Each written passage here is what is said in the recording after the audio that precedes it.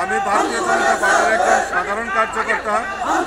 আমাকে এত বড় দায়িত্ব দিয়েছে, আমি তার জন্য আমার দেশের যশস্বী প্রধানমন্ত্রী নরেন্দ্র মোদীজি এবং আমাদের রাষ্ট্রীয় সভাপতি আদরণীয় জেপি নাড্ডাজি এবং আমাদের অমিত ভাই শাহজিকে বিশেষ করে ধন্যবাদ দিতে চাই যে আমাকে সাধারণ কার্যকর্তা আমাকে আজকে এত বড় জায়গায় বড় পরিসরে কাজার সুযোগ করে দিয়েছে।